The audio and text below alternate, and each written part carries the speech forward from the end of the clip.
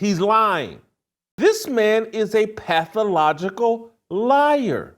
And if you connect the dots on everything and why I've been talking about Stephen A. Smith for the past 5 months or so, and why I read his book and spent the time walking you meticulously through his book and pointing to you like, pathological, has made up a history of hey, I played sports with at Winston-Salem State. I knocked down 17 straight three-pointers and got a scholarship on the spot from Big House Gaines. Here I am back at Winston-Salem State with my midget teammates. And I've asked these questions. You wonder why Stephen A. Smith erupted and exploded and threw a tantrum when I questioned the contents and the stories in his book.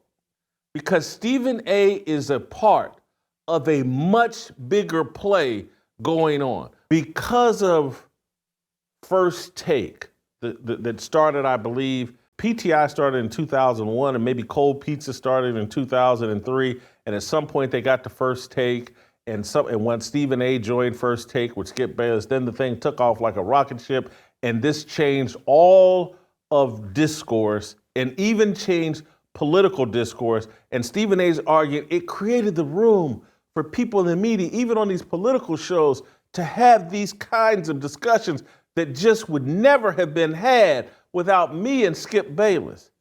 Stephen A. We brought on Michael Eric Dyson, a leftist, to come on and justify Colin Kaepernick or this thing or that thing. And oh my God, we could have never done it without First Take and Stephen A. Smith and Skip Bayless. No, this has been going on for decades, long before.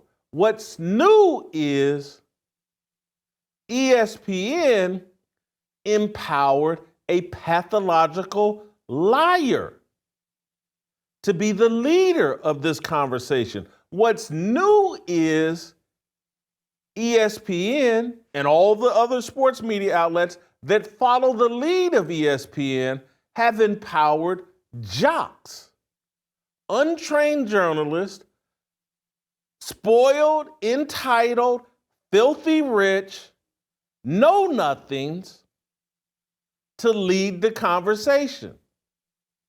That's how you end up with Matt Barnes, a basketball player and known idiot who spends most of his time getting high on a show called All the Smoke.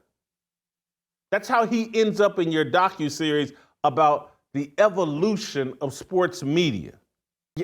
And no one can complain, or people are afraid to complain, like, hey, how did this tatted up, entitled, high idiot end up on the worldwide leader of sports as an authority? How did Showtime and other groups invest in Matt Barnes and put him out here like he's some thought leader? How did this happen? How did our discussion get so degraded that Matt Barnes was a enforcer, an idiot enforcer?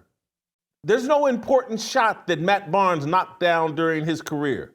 His contribution to the sports world is, he was a bit of an enforcer, a little bit of a defensive player, but he's not articulate, he's not smart, he's high most of the time. But hey, let's put him out here as a thought leader and someone very important that people need to listen to.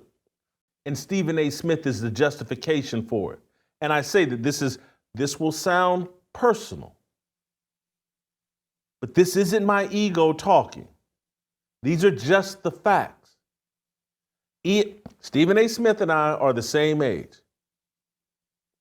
Stephen A. Smith and ESPN is allowing Stephen A. Smith to run around and pretend as if he were me and had my journalistic career. He's never been a journalist. He's been a plant and a puppet, an unskilled one, his entire career. I've walked you through on this show. We went all this story, these stuff. Oh, I did this when I was at Winston-Salem State, and I called for Big House Gaines to step down. We went and found the article. I read his college work. It's no good. And he's lying and exaggerating about what he did. I've exposed that on this show. His entire narrative about his college career, his high school career, all of it is either exaggerated or it's a lie. Why ESPN is using someone, a known pathological liar. They're doing to the media what has been done to music, degrading it. They're calling it the evolution of media. They're telling lies. They're recreating history. There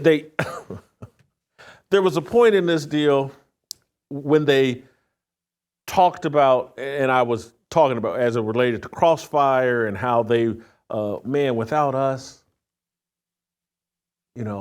boy, these important discussions about Colin Kaepernick and racial injustice, this stuff would have never gone on without us, without First Take and me and Skip Bayless, and we just impacted the entire media landscape. Really? Really? And if so, what has been the impact?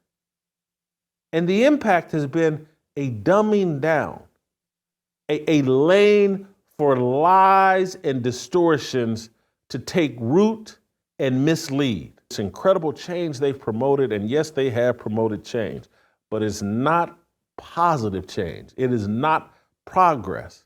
It's degradation. This is what they've done to sports media.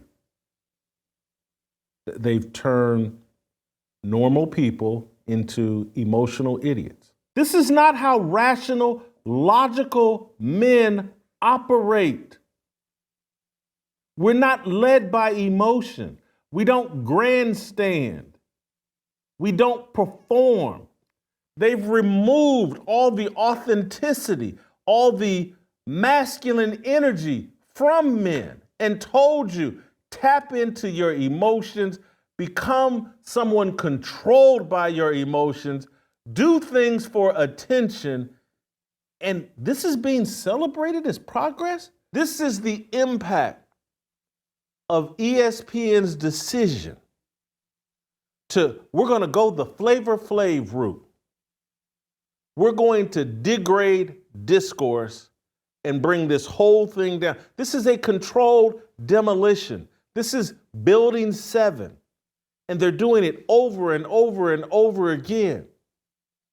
And people are pretending like, or ESPN's putting out a docuseries, and they're doing this. The other third agenda here is, hey, we got to justify paying this clown that we've empowered $20 million.